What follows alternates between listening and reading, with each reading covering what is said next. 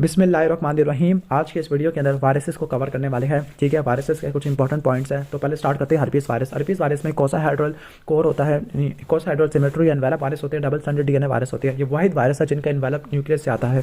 अब जो herpes virus है उनको तीन कैटेगरी में डिवाइड कर देते हैं, अल्फा, बीटा और गामा। जो अल्फा होती है एपिथेलियम को इन्फेक्ट करती है, न्यूरॉन के अंदर लेटेंट होती है, जबकि जो बीटा और गामा वाली होती है डिफरेंट टिश्यू को इन्फेक्ट करती है। जो हर्पीस सिम्प्लेक्स टाइप 1 है इसकी लीजेंस टिपिकली वेस्ट के ऊपर होती है। इसमें एक्यूट जिंजोवस्टिमाइटिस है, रिकरेंट लेबियल हर्पीस होती है, केराटोकंजक्टिवाइटिस है, ओके, टेम्पोरल लोब एंसेफलाइटिस है और हर्पेटिक विटिलोवा। देखो ना, टेम्पोरल लोब भी ऊपर है, कंजक्टिवा भी ऊपर है, लिप्स वगैरह ये भी ऊपर होती है, ओके, गम्स वगैरह ये भी ऊपर होती है। हर्पेटिक विटिलोवा, हर्पेटिक ग्लैडिएटोरम है, एक्जिमा हर्पेटिकम होता है। न्यूक्लियस के अंदर रेप्लिकेट करता है, होस्ट के आरएनए पॉलीमरेज को यूज़ करता है क्योंकि इसके पास तो अपना होगा ही नहीं, ओके। और इसके टैगोमेंट के अंदर VP16 होती है जो कि लेटेंसी को कंट्रोल करती है, डीएनए पॉलीमरेज इनकोड करती है, थायमिडिन काइनेस और टर्मिनेस वगैरह कोड करता है। ठीक हो गया। सलाइवा में ट्रांसमिट होता है, रिट्रोग्रेड ट्रांसपोर्ट के जरिए ट्राइजेमिनल गैंग्लिया के अंदर लेटेंट हो जाएगा, वेसिकल्स प्रोड्यूस करेगा, वेसिकल में सीनस फ्लूइड होते हैं, मल्टी न्यूक्लिएटेड जाइंट सेल होते हैं, मल्टी न्यूक्लिएटेड जाइंट सेल को देखने के लिए डिजाइन स्मेयर करते हैं और इसकी जो कन्फर्मेशन होती है फ्लोरेसेंस एंटीबॉडी टेस्ट से करती है। लिथियम मल्टीफॉर्मी होती है जिसको बुलाई लेनी कहती है। लिथियम मल्टीफॉर्मी उसकी वजह से भी होती है, हर्पीस सिम्प्लेक्स टाइप 2 वायरस की वजह से भी होती है। हर्पीस सिम्प्लेक्स टाइप 2 वायरस की जो लेजेंस होती है वो वेस्ट से नीचे होती है, जेनिटल हर्पीस है, न्यूनेटल हर्पीस होती है, कुंडालोमाटा नहीं, कुंडालोमाटास की वजह से नहीं होता, वो साइफिलिस की वजह से होता है। जेनिटल हर्पीस है, न्यूनेटल हर्पीस होती है, स्टीवन जॉनसन सिंड्रोम, एरिथेमा मल्टीफॉर्मी होती है, ओके। और टॉर्च इन्फेक्शन है। टॉर्च इन्फेक्शन का मतलब ये कुछ ऐसे इन्फेक्शन होते हैं जो कि ट्रांसप्लेसेंटल या वर्टिकल ट्रांसमिशन होती है, तो ये ट्रांसमिट हो जाती है mother to offspring. Varicella zoster virus, varicella chickenpox रहता है, जोस्टर शिंगल्स होती है, राइट सिंड्रोम है। उसके अलावा पोस्ट हर्पेटिक न्यूरालजिया होता है। इसकी replication human herpes simplex virus जैसी होती है, रिस्पिरेटरी ड्रॉपलेट्स से फैलता है। Dew drops on rose petal appearance, तो इसको याद कर लेना, dew drops on the rose petal appearance, इसका पैटर्न होता है। ठीक है। डोर्सल रूट गैंग्लिया में लेटेंट होता है, पहले रैश इसके ट्रंक में आती है, फिर हेड में आना शुरू हो जाती है वेरिसिला में, जबकि जोस्टर में सेंसरी नर्व की डिस्ट्रीब्यूशन के रैशेस देखने को मिलते हैं, मल्टी न्यूक्लिएटेड जाइंट सेल होती है और टॉर्च इन्फेक्शन होता है। बीटा हर्पीस की तरफ आ जाते हैं तो बीटा हर्पीस ऐसे वायरसेस होते हैं जो बहुत सारे सेल को इन्फेक्ट करते हैं। तो इसमें साइटोमेगालो वायरस है, ह्यूमन हर्पीस वायरस 6 आता है। साइटोमेगालो वायरस के केस में कोई रैश, कोई वेजिकल नहीं होगा, बल्कि यहाँ पे कंजेनिटल मालफॉर्मेशन होती है। कंजेनिटल मालफॉर्मेशन के अंदर माइक्रोसेफली डेफनेस होती है, ओके, रेटिनाइटिस है, थ्रोम्बोसाइटोपिनिया हो सकता है, हीट्रोफिल नेगेटिव मोनोन्यूक्लियोसिस है, जबकि हीट्रोफिल पॉजिटिव मोनोन्यूक्लियोसिस एप्स्टेन बार वायरस होता है। पिज़्ज़ा लाइक रेटिनाइटिस होती है, ओके। ब्लूबेरी मफिन होती है ड्यू टू थ्रोम्बोसाइटोपिनिया, इसको याद कर लेना, pizza like retina, okay, retinitis के अंदर, जबकि ब्लूबेरी मफिन थ्रोम्बोसाइटोपिनिया की वजह से होती है। आउलाई इंट्रान्यूक्लियर लीजन्स होती है, जाइंट सेल वगैरह बन जाती है। ह्यूमन हर्पीस वायरस से तो रोजियोला इन्फेंटम करवाता है जिसको एक्जेंथम सुबिटम कहते हैं। रोजियोला इन्फेंटम होता है, मैक्युलोपैपुलर रैशेस फेस के ऊपर और ट्रंक के ऊपर होती है।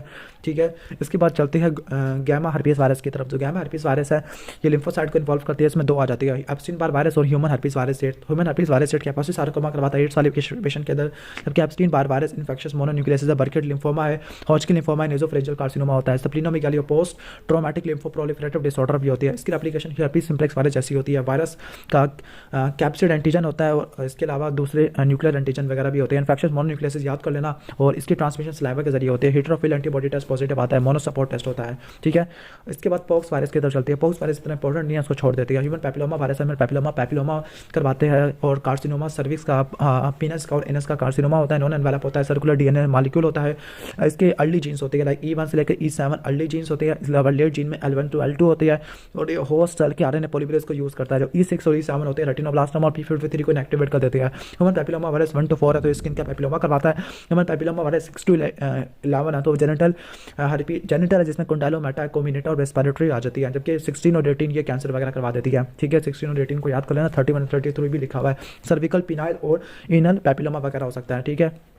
और ये किलोसाइट्स होती है, PCR बेस्ड अस्सी वगैरह टेस्ट करते हैं। ऑर्थोमिक्सा वायरस में इन्फ्लुएंजा वायरस आती है, इसके 8 पीसेस होती है। नेगेटिव RNA होता है, सिंगल स्ट्रैंडेड RNA होता है, हेलिकल और एनवेलप होता है। जो A वाली होती है वो एपिडेमिक होती है, B वाली आउटब्रेक होती है, C वाली माइल्ड होती है। जबकि RNA dependent RNA polymerase enzyme होता है, 2 मैट्रिक्स की प्रोटीन होती है, एम्बल और M2। उसके बाद हेमाग्लूटिनिन होती है जो कि सेल को बाइंड करती है, न्यूरामिनिडेज सियालिक एसिड को क्लीव कर देती है। एंटीजेनिक शिफ्ट, रीअसॉर्टमेंट और एंटीजेनिक ड्रिफ्ट में म्यूटेशन एक्युमुलेट होना शुरू हो जाती है, ओके। तो इसकी एप्लीकेशन बताई हुई, पहले बाइंडिंग होती है, एनकोडिंग होती है, फिर न्यूक्लियस में जाएगा, वहाँ पे ओरिजिनल RNA को यूज़ करेगा, 8 mRNA के पीसेस बनेंगे, कैप स्नैचिंग होती है, फिर फुल लेंथ mRNA बनता है और वो टेम्पलेट के तौर पर इस्तेमाल आएगा फुल जीनोम। ठीक हो गया, ओके। इसके बाद नेक्स्ट हम आगे चलते हैं, फीवर, हेडेक, निमोनिया वगैरह, राइस सिंड्रोम इसकी वजह से हो सकती है। PCR, अलीसा और नाथ सब में लिख देना।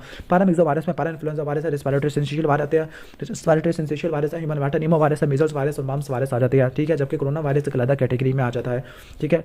तो स्टार्ट करते हैं पैरामिक्सो वायरस को। तो पैरामिक्सो वायरस में पैरा इन्फ्लुएंजा वायरस है, अनसेगमेंटेड होती है, सिर्फ इन्फ्लुएंजा वाला सेगमेंटेड होता है। सारे नेगेटिव SS RNA आरएनए होती है, ठीक है, सिंगल स्ट्रैंडेड आरएनए होते हैं, सारे के सारे इन्वेलप होते हैं, ठीक है। ओके, जो पैरा इन्फ्लुएंजा वायरस है उसके पास हिमाग्लूटिनेज प्रोटीन, हिमाग्लूटिन भी होती है, न्यूरामिनिडेज भी होती है और हीमोफिलिन प्रोटीन भी होती है। इसके पास अपना आरएनए डिपेंडेंट पॉलीमरेज होता है, तो आरएनए डिपेंडेंट पॉलीमरेज होगा, नेगेटिव वाले के पास पॉलीमरेज होता है जो कि एमआरएनए को बनाएगा, एमआरएनए से प्रोटीन बनती है, साइटोप्लाज्म के अंदर। क्राउप होता है, क्राउप में हार्श होती है, बार्किंग वॉइस होती है, कफ होती है, हॉर्सनेस होती है, निमोनिया होता है। रेस्पिरेटरी सेंसेशन वायरस में निमोनिया और ब्रोंकोलाइटिस होता है, इन्फेंट के अंदर टाइटस मीडिया होता है, निमोनिया और ब्रोंकोलाइटिस इन इन्फेंट होती है। सिर्फ फ्यूजन प्रोटीन होती है जिसकी वजह से मल्टीन्यूक्लियोटाइड जायंट सेल बनते हैं। ह्यूमन मेटानीमा वायरस है वो ब्रोंकाइटिस करवाता है, निमोनिया करवाता है, ठीक है। फ्यूजन प्रोटीन होती है जब ये जायंट सेल बना देता है, ओके। जिनके पास फ्यूजन प्रोटीन होती है वो जायंट सेल बना सकते हैं। लाइक पैरा इन्फ्लुएंजा वायरस के पास कोई फ्यूजन प्रोटीन होती है तो ये जायंट सेल इनकी वजह से बनते हैं, पैरामीजो वायरस की वजह से। लेकिन मीजल्स और मम्स के पास कोई फ्यूजन प्रोटीन नहीं होती तो ये मल्टीन्यूक्लियोटाइड जायंट सेल बनाई है। मीजल्स की वजह से एंसेफेलाइटिस होती है, डेफनेस हो सकती है, मेंटल रिटार्डेशन है, सब सेक्लोराइजिंग पैन एंसेफेलाइटिस होता है। इसकी वजह से कॉप्लेक्स सपोर्ट होती है, रैश फेस पे स्टार्ट होता है, फिर ये ओके नीचे की तरफ आता है और ये ब्राउन होना शुरू हो जाता है, ठीक हो गया। मम्स वायरस अनसेगमेंटेड होता है, ठीक है। रेप्लिकेशन मीजल्स जैसी होती है, स्लैवरी ग्लैंड की इन्फ्लेमेशन कराता है, पेरोटाइटिस और काइटिस स्टेरिलिटी करवाता है, कोई रैश नहीं होता है, सेप्टिक मेनिंजाइटिस होता है, ठीक है। एमएमआर वैक्सीन यूज़ करते हैं।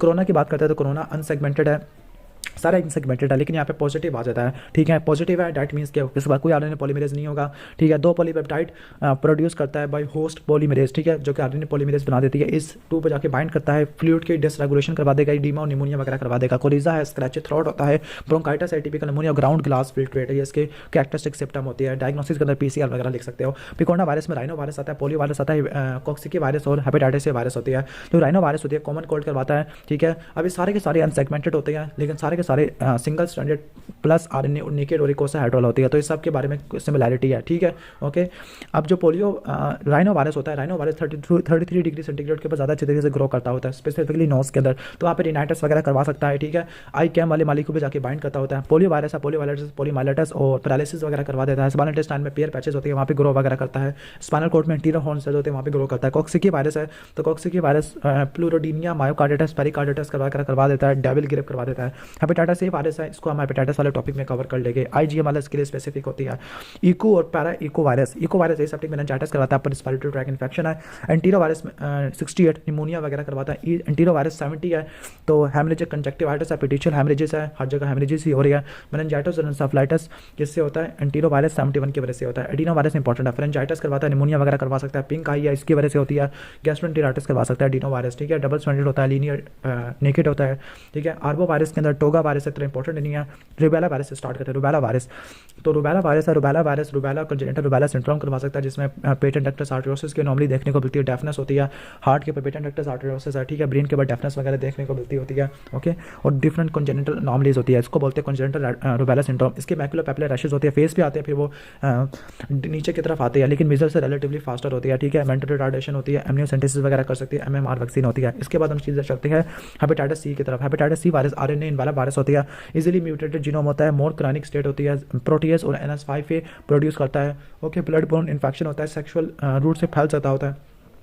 इसकी वजह से जॉन्डस हो सकता है, वेस्कुलाइटिस, आर्थरालजी और पुरपुरे हो सकता है। क्रायोग्लोबुलिनीमिया भी हो सकता है, यानी एंटीबॉडी की प्रेसिपिटेशन होती है लो टेम्परेचर के ऊपर। इसके बाद नेक्स्ट हम चलते हैं डेंगू वायरस की तरफ। जो डेंगू वायरस होता है स्ट्रॉन्ग क्रॉस रिएक्टिंग हेटेरोटॉपिक एंटीबॉडी बनाता है सेकंड एक्सपायर के ऊपर। इन्फ्लुएंजा लाइक सिम्पटम है, फीवर है, मलेरिया है, रेट्रोबिटल पेन है, माइल्जी, आर्थरालजी, मैकुलोपैपुलर रैशेस होती है, ठीक है। सेकंड इन्फेक्शन के अंदर इंक्रीज वेस्कुलर परमिएबिलिटी होती है, थ्रोम्बोसाइटोपेनिया होता है और शॉक और हेमरेज देखने को मिलता है। एडिस एंजाइटिस से होता है, फ्लैवी वायरस वाली कैटेगरी से बिलोंग करता है। इसके बाद पैरवो वायरस हमने याद नहीं करना, हाँ पैरवो वायरस का की वजह से इरिथेमा इन्फेक्शियोसम होता है, जिसको स्लैब चीक सिंड्रोम कहते हैं, प्लास्टिक एनीमिया है, हार्ट्रोप्स फेटालिस और 5th डिजीज होता है और आर्थराइटिस वगैरह होता है, ठीक हो गया, ओके। जो कैल्सी वायरस इसको भी छोड़ दो। रियो वायरस है, रोटा वायरस है, बच्चों के अंदर वाटर डायरिया करवाता है, सिर्फ ये बात नोट करनी है। इसके बाद हिपेटिना वायरस है, तो हेपेटाइटिस बी वायरस, तो हेपेटाइटिस बी वायरस ये HBx प्रोड्यूस करता है, HBsP53 को इनएक्टिवेट कर देती है, जो कि हेपेटोसेलुलर कार्सिनोमा करवा देता है, ठीक हो गया। क्रोच इन्फेक्शन होता है, ओके। आर्थरालजिया है, आर्थराइटिस होती है, ऑर्टिकेरिया, ग्लोमेरुलर नेफ्राइटिस और पॉलीआर्थराइटिस नोडोसा होता है, हेपेटोसेलुलर कार्सिनोमा होता है। हैप्पी वायरस है, हेपेटाइटिस ई है, जीका भी छोड़ दो, रैप्टो वायरस भी छोड़ दो, फ्लैवो इबोला भी इंपॉर्टेंट नहीं है। रेट्रो वायरस इंपॉर्टेंट है, तो रेट्रो वायरस है ह्यूमन इम्यूनो डेफिशिएंसी वायरस है, तो CD4 टी सेल को किल कर देता है। इन्वेलप होता है, 2 सिंगल स्ट्रैंडेड RNA चेन्स होती है, सिलेंड्रिकल होता है, जीन्स होती है, लाइक गैग है, पॉलीमरेज है, NEF है। इन्वेलप होता है VPR, VPO, VFAT, टैट और RVV होता है। जो गैग होता है कोर प्रोटीन बनाता है, जो POL होता है रिवर्स ट्रांसक्रिप्टेज इंटीग्रेज और प्रोटीएज टीएस को कोड करता है, जबकि इनवेलप वाले होते हैं तो ये GP120 और GP41 को कोड करते हैं। जो बाइंडिंग होती है वो GP120 की वजह से होती है, जो GP41 है ये CXCR और CCR5 के साथ जाकर बाइंड करता है। अनकोटिंग है, SSRNA को डबल स्ट्रैंडेड RNA से बाइंड करवा लेता है। सेक्सुअल ब्लड और पेरीनेटल ट्रांसमिशन होती है। सेल मीडिएटेड इम्यूनिटी को सप्रेस कर देता है। TS17 सेल को किल कर देता है। CD8 सेल को इनएक्टिवेट कर देता है। CD8 भी हो गया, TS17 भी हो गया, CMI भी हो गया। ओके, जो टैट और NF होती है डाउन रेगुलेशन कर देती है।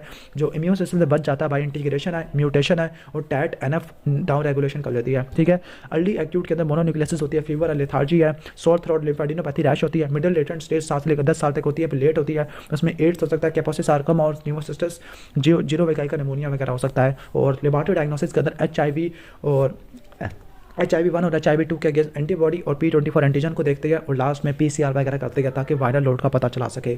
अगर आपको वीडियो अच्छी लगी है तो वीडियो को लाइक कर देना, चैनल पे नहीं हो तो सब्सक्राइब कर देना, और अगर आपको ये मटेरियल चाहिए, PDF चाहिए, तो आपने डिस्क्रिप्शन में जाना है, वहाँ पे लिंक दिया हुआ है, तो आप वहाँ से डाउनलोड कर सकते हैं।